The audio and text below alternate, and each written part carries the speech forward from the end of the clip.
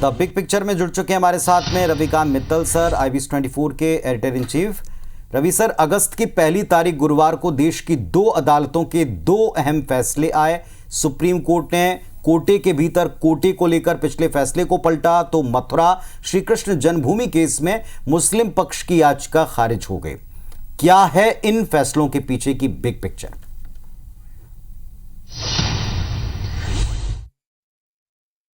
बिल्कुल, देखिए, आज 2 अलग अलग कोर्ट ने, न्यायालयों ने 2 बड़े फैसले दिए।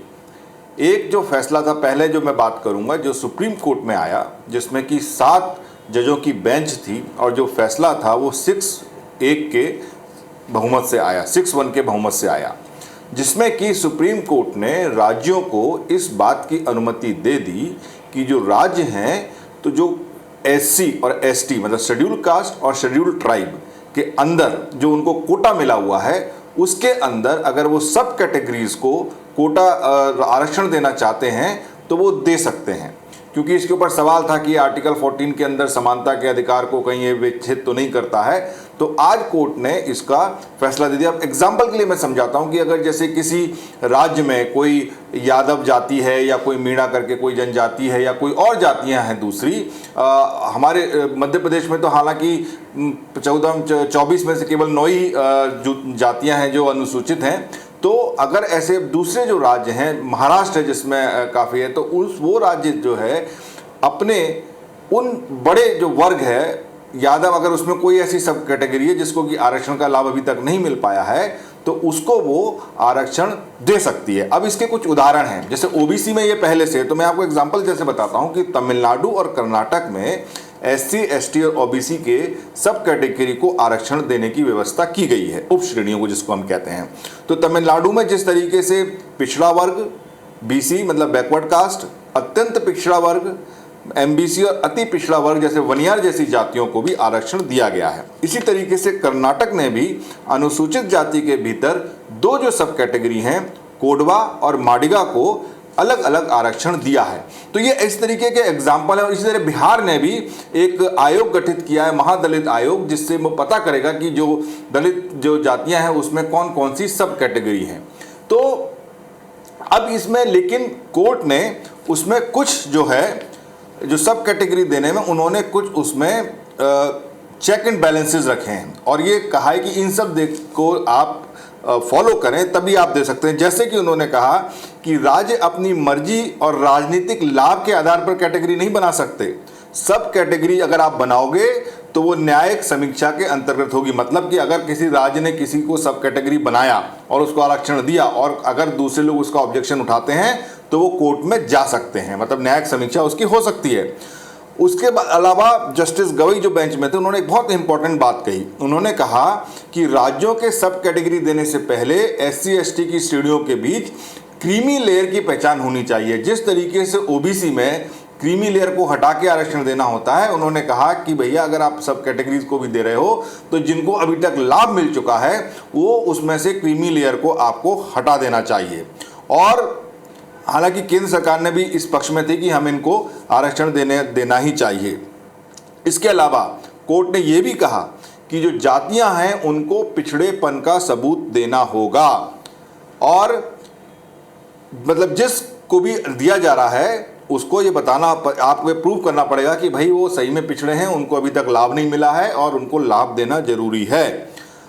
इसके अलावा एक और बहुत महत्वपूर्ण बात कोर्ट ने कही कि शिक्षा और नौकरी में कम प्रतिनिधित्व को आधार नहीं बनाया जा सकता, या उसको आधार बनाया जा सकता है, लेकिन केवल ज्यादा संख्या होने को आधार नहीं बनाया जा सकता। भाई ऐसा नहीं है ना कि अगर ज्यादा संख्या है तो भाई इसकी संख्या ज्यादा, इसको हो सकता है कि वो ऑलरेडी उनको अच्छा काम मिला हो या उनको आरक्षण की जरूरत नहीं हो, लेकिन अगर उनका प्रतिनिधित्व कम है तो उसको आधार जरूर बनाया जा सकता है। तो इस तरीके के उन्होंने कोर्ट ने चेक और बैलेंसेस लिखे। अब इससे होगा क्या, देखिए, अब ये एक और मौका है जो राजनीतिक पार्टियां हैं। देखिए आजकल वैसे ही जाति का पूरा इतना बड़ा मुद्दा चल रहा है, जाति जनगणना का मुद्दा चल रहा है। कांग्रेस और BJP आपस में इसी बात को लड़े हुए हैं कि जाति जनगणना होनी चाहिए कि नहीं होनी चाहिए, इससे क्या असर पड़ेगा समाज में।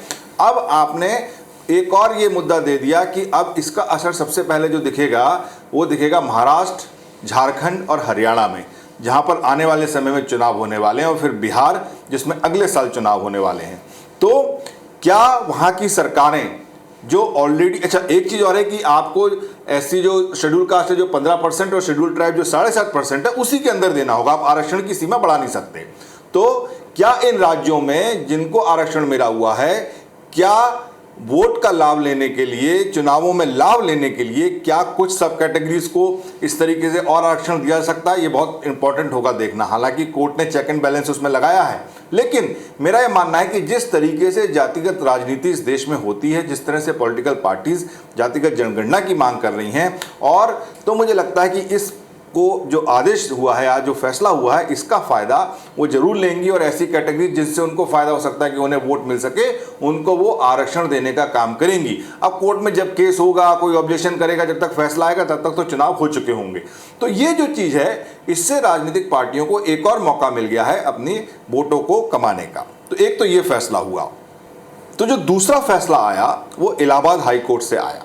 उन्होंने ये कहा कि मथुरा में जो श्री कृष्ण जन्मभूमि है उस पर जो हिंदुओं की याचिकाएं हैं या हिंदू पक्ष की जो याचिकाएं हैं उनको सुना जा सकता है।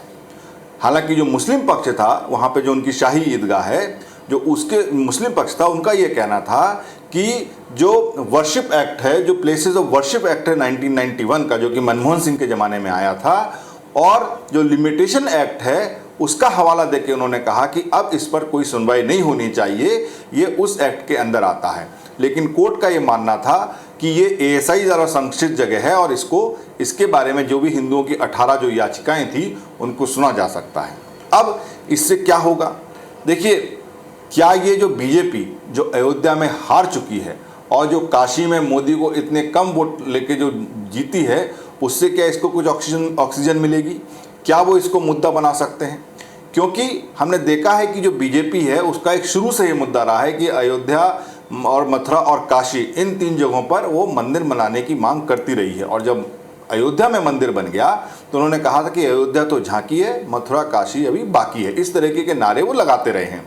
लेकिन क्या इस फैसले से बीजेपी को आने वाले चुनावों में राजनीतिक फायदा होगा?